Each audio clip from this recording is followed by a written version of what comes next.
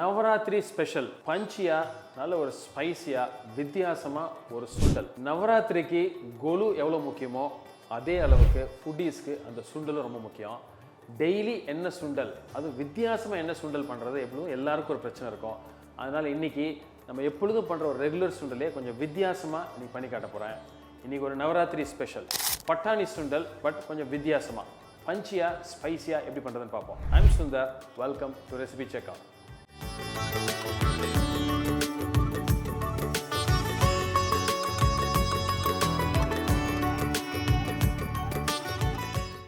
இதுக்கு pre preparation அப்படின்னா பட்டாணி, காஞ்ச பட்டாணியை கிட்டத்தட்ட ஒரு 4லிருந்து 5 மணி நேரம், மேபி பெஸ்ட் வந்து ஓவர் நைட்டு கூட சோக் பண்ணி வைக்கலாம். நீங்கள் மார்னிங் நீங்கள் சோக் பண்ணிங்கன்னா ஈவினிங் உங்களுக்கு சுண்டல் பண்ணுறதுக்கு பர்ஃபெக்டாக இருக்கும். இது இப்போது ஊற வச்சு ரெடியாக இருக்குது. இதை ஒரு ப்ரெஷர் குக்கரில் ஒரு 4லிருந்து 5 விசில் வர அளவுக்கு நம்ம பாயில் பண்ணிடுவோம்.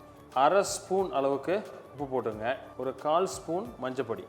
குக்கர் ஒரு 4 விசில் வந்து செட்டில் ஆயிடுச்சு. இப்போ ஓப்பன் பண்ணிவிட்டு எப்படி வந்திருக்கு அப்படின்னு பார்ப்போம்.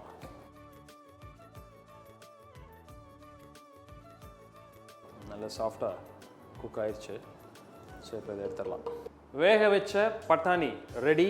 இதுக்கு ஒரு பேஸ் பண்ணுறோம் இந்த சுண்டலுக்கு. அதுக்கு நான் என்ன பண்ணுறேன் அப்படின்னா, ஒரு மிக்சர் கிரைண்டர் எடுத்துட்டேன். அதில் கொத்தமல்லி ஒரு கைப்பிடி எடுத்துக்கிறோம், 2 சின்ன பீஸ் இஞ்சி, ஒரு 4 பச்சை மிளகாய், 3லிருந்து 4 டீஸ்பூன் அளவுக்கு திருகிய தேங்காய், ஓகே, கொஞ்சம் உப்பு, கொஞ்சமாக தண்ணி ஊற்றி இதை நம்ம அரைச்சிடுவோம். ஸ்பைசியான ஒரு பேஸ் ரெடி. இப்போ இது எப்படி எல்லாத்தையும் மிக்ஸ் பண்ணி ஒரு சூப்பரான சுண்டல் பண்ணுறதுன்னு பார்ப்போம். இப்போ ஒரு பேன் எடுத்துகிட்டு ஒரு 3லிருந்து 4 ஸ்பூன் எண்ணெய் எடுத்துக்கங்க. ஒரு 1 டீஸ்பூன் கடலைப்பருப்பு. இப்போ கொஞ்சம் நல்ல ஃப்ரை ஆச்சுன்னா சாப்பிட்றப்போ ஒரு நல்ல ஒரு மவுத் ஃபீல், கொஞ்சம் க்ரன்ச்சியாக கிடைக்கும்.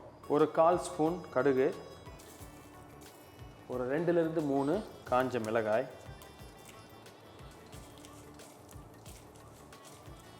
கொஞ்சம் கருவேப்பிலை,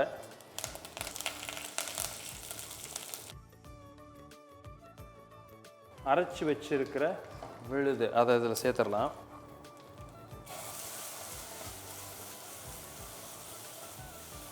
ஸோ இப்போ அதை ஆட் பண்ணிவிட்டு கொஞ்சமாக அதில் தண்ணி சேர்த்துக்கலாம். லைட்டாக அந்த ஒரு பச்சை வாசம் போகிற அளவுக்கு கொஞ்சம் குக் பண்ணிடலாம், ஒரு 1 நிமிஷம். ஸோ நல்ல ஒரு கொதி வந்துடுச்சு. இப்போது கொஞ்சமாக ஒரு 1/4 ஸ்பூன் மஞ்சள் பொடி இதில் சேர்த்துக்கிறேன்.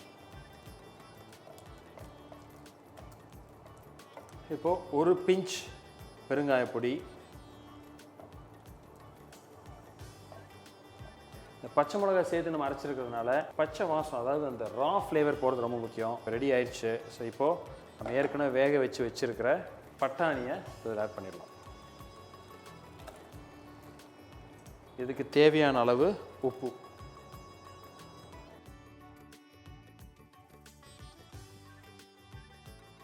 ஸோ ஒரு பட்டாணி சுண்டல் ரெடி. கொஞ்சம் வித்தியாசமாக, ரொம்ப ட்ரையாக இல்லாமல் நல்ல ஒரு ஈஸி சாஃப்ட் மவுத் ஃபீலுக்காக இந்த மாதிரி பண்ணியிருக்கோம். ஸோ இப்போ ஆல்மோஸ்ட் ரெடி. இதை ஃபினிஷிங் டச்சாக என்ன கொடுக்குறதுன்னு பார்ப்போம். ஸோ வித்தியாசமான ஒரு பட்டாணி சுண்டல், ரொம்ப ட்ரையாக இல்லாமல் ஒரு ஈஸியாக ஒரு சாஃப்ட் மவுத் ஃபீலுக்காக கொஞ்சம் வித்தியாசமாக பண்ணியிருக்கோம். இது ஆல்மோஸ்ட் ரெடி. ஸோ இப்போது ஒரு வாட்டி மிக்ஸ் பண்ணிவிட்டு ஆஃப் பண்ணிடலாம். பொடியாக வெட்டி வச்சுருக்கிற இஞ்சி கொஞ்சம் அதில் சேர்த்துக்கிறேன், கொஞ்சம் கொத்தமல்லி.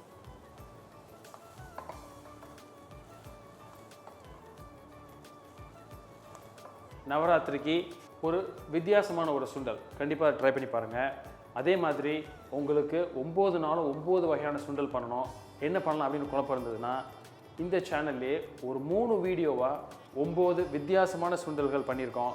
அந்த வீடியோட லிங்க்கையும் நான் கொடுக்குறேன். ஸோ அந்த வீடியோஸ் உங்களுக்கு பிடிச்சிருக்குன்னு நினைக்கிறேன். ஸோ கண்டிப்பாக அதை ட்ரை பண்ணி பார்த்துட்டு எப்படி இருக்குன்னு எனக்கு கமெண்ட் பண்ணுங்கள். அது வரைக்கும் ஹாப்பி நவராத்திரி, ஹாப்பி குக்கிங்.